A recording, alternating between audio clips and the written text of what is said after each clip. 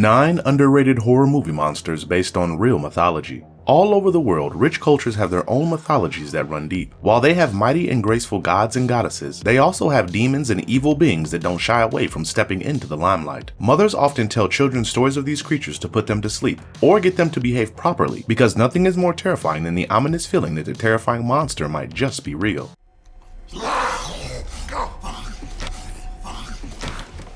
Horror films have developed throughout the decades, and these tales have been adapted into a visual medium. While visual effects have improved dramatically in their ability to bring myths to life, directors and writers still rely on horrifying old myths to keep audiences up at night. The technique of storytelling may vary since Nosferatu and Frankenstein's monster in the 1920s and the 1930s, but the nature of evil does not, guaranteeing that folklore and myth will never fail to deliver a plethora of shock. We bring to you 9 underrated horror movie monsters based on real mythology. Before we go on to our explanation, we have a very small request. If you like our content, please support us by subscribing to our channel. This is a small click for you, but for us it means a lot. Thank you, and let's begin.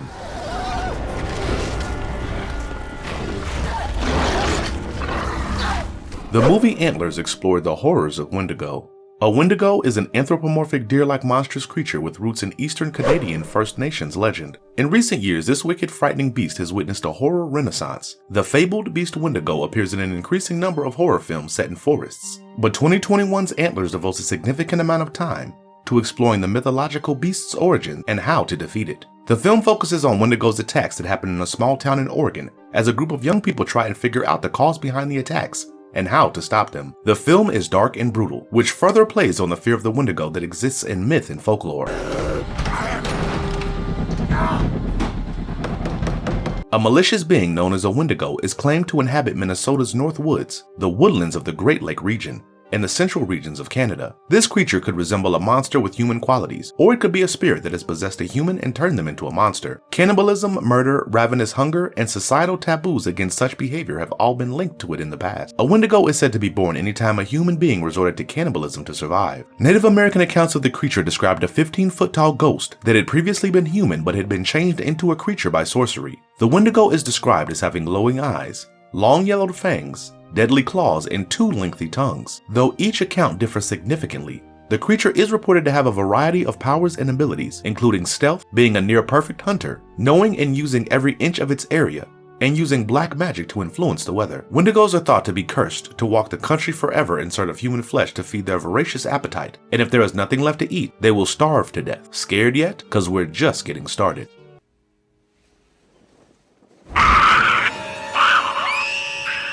Don't be afraid of the dark fueled the fear of tooth fairies. Most of us have fond memories of losing our baby teeth, keeping them under our pillow only to find them replaced by the tooth fairy in the middle of the night, with a dime or a quarter, and if you're lucky enough, sometimes $1 as well. However, tooth fairies aren't cute pixie-esque creatures in all cultures. In fact, a horrifying twist on the tooth fairy was revealed to audiences in the movie Don't Be Afraid of the Dark. Guillermo del Toro crafted this nightmare out of myths and tales surrounding tooth fairies and their jobs, creating the homunculi.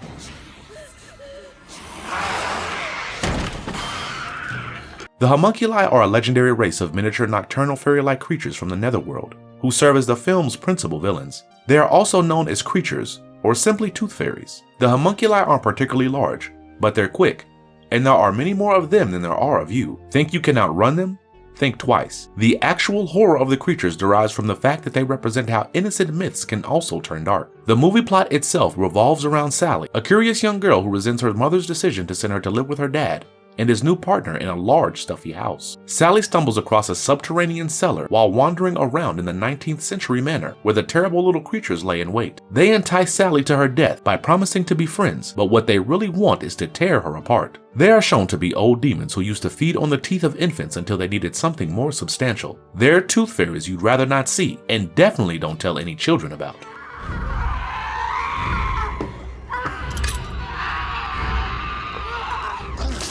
The Weeping Woman mythology inspired The Curse of La Llorona. The film The Curse of La Llorona is completely based on the broadly Mexican legend of La Llorona. A veiled specter in a white gown haunts a single mother and her 2 children in the film. The central idea in the film is that the ghost wanted to take the 2 children away and drown them so she could be with them forever. Thousands of Mexican youngsters have grown fearful of La Llorona, a crying woman whose life sins have trapped her in spirit on Earth, where she terrorizes small children. She's the stuff of legends, a scary bedtime story and a myth with roots dating back hundreds of years.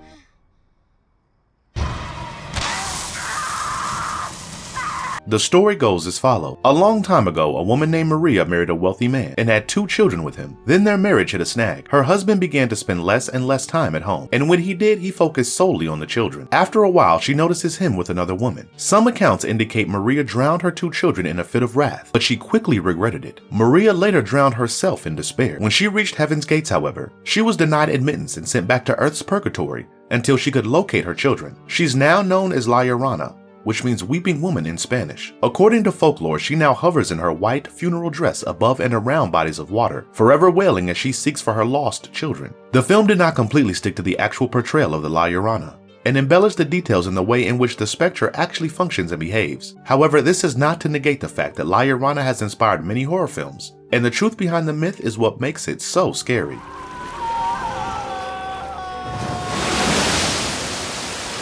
The Legend of Dagon inspired Lovecraftian horror Dagon, directed by Stuart Gordon. In the 2001 movie Dagon, when a young guy goes on vacation with his wife and friends off the coast of Spain, their yacht breaks down, forcing the group to seek sanctuary in the little fishing community of Imboca.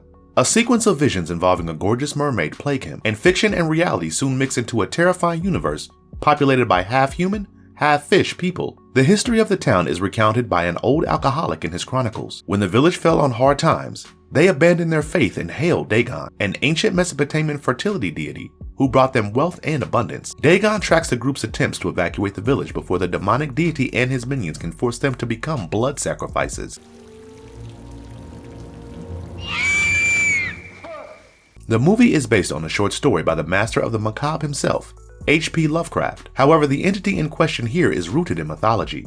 The early Amorites, as well as the people of Ebla and Ugarit, worshipped Dagon, an ancient Northwest Semitic god. He was also a great god of the biblical Philistines, possibly the chief god. Dagon's mythological sources are inconsistent. Dagon was a fertility deity associated with grain and agriculture, according to popular belief today. He may have been confused with the deity Baal, Hadad, in some cultures. Some authorities, however, believe he is a merman figure or a fish deity of the sea peoples. Dagon is shown in this manner in the majority of popular representations of him. Dagon is reported to have possessed the form of a fish from his navel down and the figure of a man from his navel up, and his 2 hands were chopped off. The fact that this half-fish mythological godlike entity is actually rooted in historical and biblical references makes the movie much scarier, because this could actually happen to you.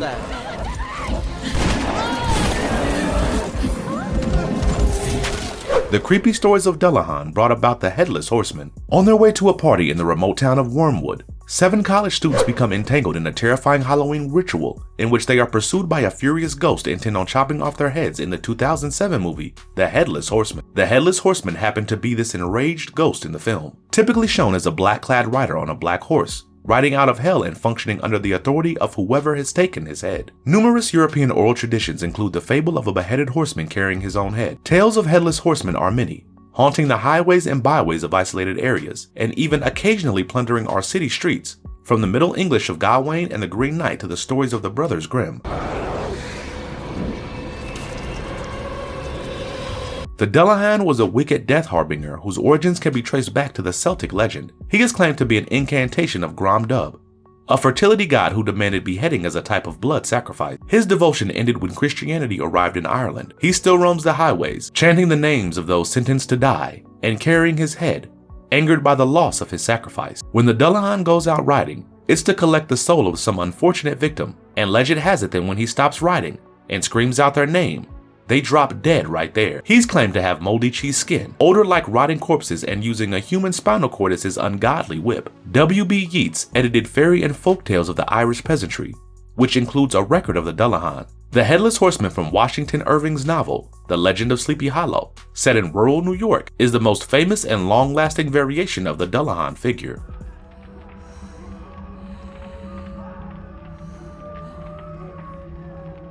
The Golem and Frankenstein brought back memories of the legend of the Golem monster. The Golem is the name given to the entity of the monster in ancient Hebraic mythology. It's made of inanimate substance and then given life by its creator, usually for the aim of scaring people who might oppose them in some way. In Jewish folklore, a golem was a pitcher that was endowed with life. It took on its current meaning during the Middle Ages when various legends arose about wise men who could raise effigies to life using a charm or a combination of letters spelling out a sacred word or one of God's names. The letters were written on paper and placed in the mouth or on the head of the golem. The deactivation of the golem was caused by the removal of the letters. Early golem stories frequently depicted the golem as a faultless servant, with his main flaw being an overtly literal or mechanical execution of his master's orders. The golem gained a reputation as a guardian of Jews during their persecution in the 16th century, but it also had a scary component. Frankenstein's monster. The monster stitched together from various corpses by Dr. Victor Frankenstein has had many different cinematic versions. The first, starring Boris Karloff and released in 1931, is still considered one of the most terrifying. The monster was inspired by the idea of the golem, because here too Dr. Frankenstein gave life to a mound of corpses he shaped and put together. A more direct inspiration can be seen in the movie titled The Golem, which was released in the year 2018. This was a period Israeli supernatural horror film centering on the legend of the golem itself, as a young woman creates a golem to protect her family and community. However, things go horribly wrong. Never think you can control the supernatural.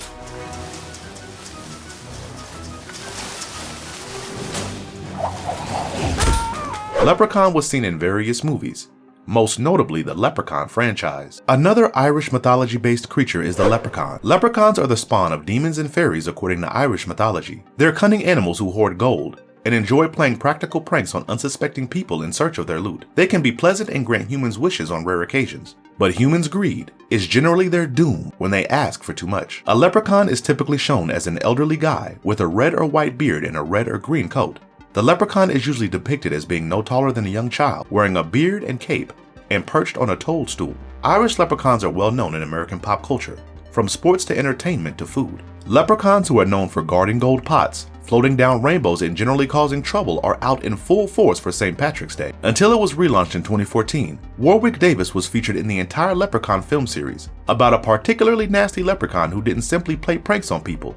He killed them. His performance was both horrifying and amusing. The Leprechaun film series is an 8-picture American horror comedy film series. The series begins with Leprechaun and follows Lubden Butowski, a wicked and deadly leprechaun who, when his gold is taken from him, turns to any methods required to retrieve it. The slasher theme is extremely evident, and it is spine-chilling to watch a creature that is otherwise seen as more or less non-lethal in folktales and popular culture as a razor-toothed slasher.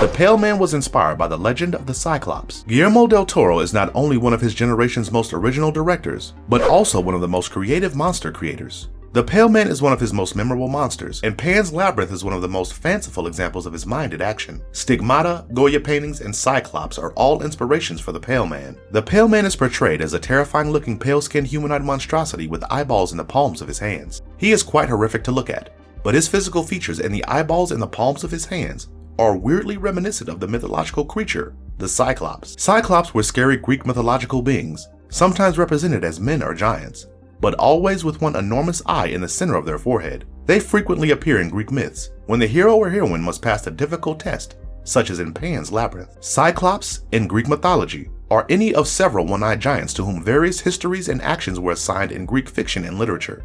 The Cyclops were cannibals, who lived a harsh pastoral existence in a remote place, traditionally Sicily, according to Homer, and the Odyssey features a well-known event in which Odysseus saves his life by blinding the Cyclops Polyphemus. The Cyclops, according to Hesiod, were 3 sons of Uranus and Gaia, who created Zeus's thunderbolts, Argus, Brontes, and Steropus. The Pale Man is a warped version of these mythological creatures, taking the uncanniest aspects of the being to create something even more unsettling.